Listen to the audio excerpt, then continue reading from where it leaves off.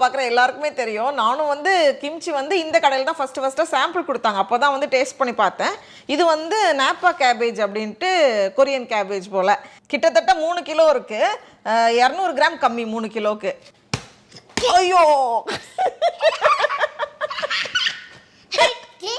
உள்ள இந்த மாதிரி இருக்கு. சரி சரி சரி சரி வந்துச்சு டடா.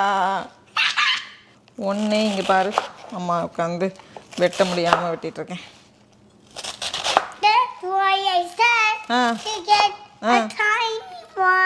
ஆமாண்டா, உன் பேச்சு கேட்டிருக்கணும் பத்தியா? கேட்கல பத்தி அதான் அம்மாக்கு இப்படி ஆயிடுச்சு. சரி ஆமாம், அதெல்லாம் நம்ம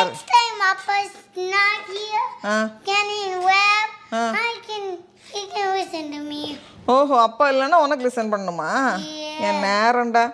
Dad can tell me the white.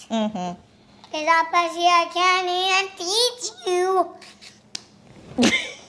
ஓ அப்பா இல்லைன்னா உன்னால எனக்கு டீச் பண்ண முடியாதா? நல்லா ஒரு அண்டா வரும் போல இருக்கு. ஆனால் கொஞ்சம் நம்ம தண்ணியில் ஊற வச்சு அந்த தண்ணியெல்லாம் போனதுக்கு அப்புறமா கொஞ்சம் குறைஞ்சிரும்னு நினைக்கிறேன். எப்போவுமே குக் பண்ணும்போது அலாண்ட்ரா வந்து பக்கத்தில் வச்சுருப்பேன். காய் வெட்டினாலும் சரி, எது பண்ணாலும் சரி. நம்ம வந்து சும்மா ஏதாவது காய் கட் பண்ணும்போதே அவங்களுக்கு சொல்லித்தரலாம். இதான் வந்து கேரட், இது வந்து இந்த கலரில் இருக்குது, இதில் இத்தனை இருக்குது அப்படின்னு நம்ம சொல்லும்போது அவங்களுக்கே அறியாமல் கொஞ்சம் அதை லேர்ன் பண்ணுவாங்க. அதுக்கப்புறமா இதுக்கு வந்து தனியாக ஒரு டேஸ்ட் கொடுக்கறதுக்காக அவங்க வந்து ஃபிஷ் சாஸ் சேர்க்குறாங்க.